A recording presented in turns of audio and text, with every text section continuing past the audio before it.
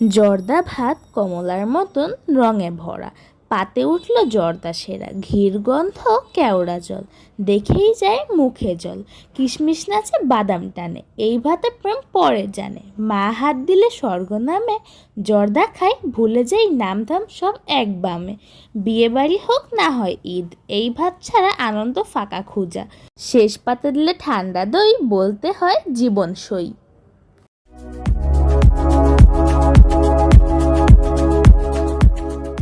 আসসালামু আলাইকুম, কেমন আছো তোমরা সবাই? আশা করি সবাই অনেক ভালো আছো। কাছে কিংবা দূরে যে যেখান থেকে আমার এই ভিডিওটি দেখছো, সবাইকে হ্যাংনি মেয়ের পক্ষ থেকে অনেক অনেক শুভেচ্ছা। তো বন্ধুরা, আজকে আমি বানাবো বিয়েবাড়ির স্টাইলের জর্দা। এই জন্য প্রথমে আমি জর্দার রং নিয়েছি, এটাকে আমি একটু চালনি দিয়ে ছেঁকে দিয়েছি, কারণ জর্দার রঙে অনেক সময় অনেক ময়লা থাকে। এখানে আমি বাসমতি চাল ধুয়ে নিয়েছি। এখানে আমি মোট 150 গ্রাম বা 250 গ্রাম, ঠিক মনে পড়ছে না, এরকমই চাল নিয়েছি। দেখো বন্ধুরা, এটাকে আমি 80% সিদ্ধ করে নিয়েছি। এবার বন্ধুরা, চালটি আমার 80% সিদ্ধ হয়ে গিয়েছে। এটাকে আমি ছাঁকনিতে ঢেলে নিচ্ছি। আর চালটা কিন্তু অনেক সুন্দর একটা রঙও হয়ে গিয়েছে। এবার আমি প্যানে ঘি দিয়ে দিচ্ছি, ঘি দিলে এটার ফ্লেভারটা ভালো হবে। এখানে আমি বাদাম দিচ্ছি, আমি এখানে কাঠবাদাম আর কাজু বাদাম দিয়েছি। দিয়ে এটাকে সুন্দর করে একটু ফ্রাই করে নিব। নিয়ে ভিতরে কিশমিশ দিয়ে দিচ্ছি। এই তিনটা ফ্লেভার একসাথে অনেক ভালো আসে। এবার যে ঘিয়ের প্যানটা ছিল, এর ভিতরে আমি সয়াবিন তেল দিয়ে দিচ্ছি। এবার বন্ধুরা, আমি তেলের ভিতরে তেজপাতা, এলাচ আর দারুচিনি দিয়ে দিচ্ছি। এগুলোর ফ্লেভারটা অনেক ভালো আসে, কিন্তু মুখে পড়লে একটুও ভালো লাগে না।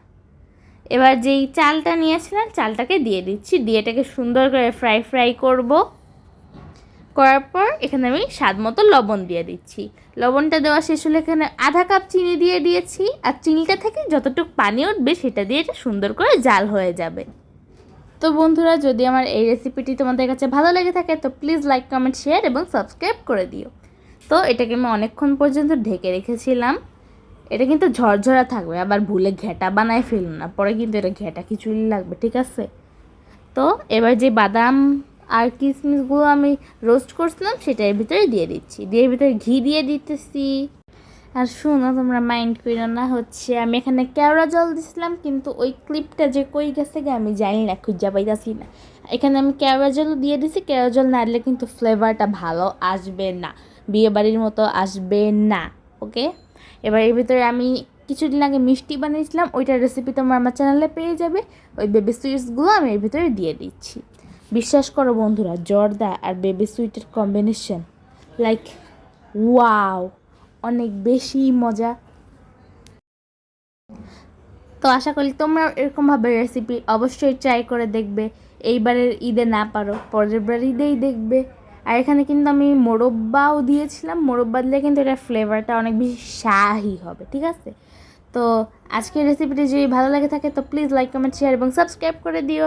তো আজকের মতো আসি। আসসালামু আলাইকুম, দেখা হবে অন্য কোনো ভিডিওতে।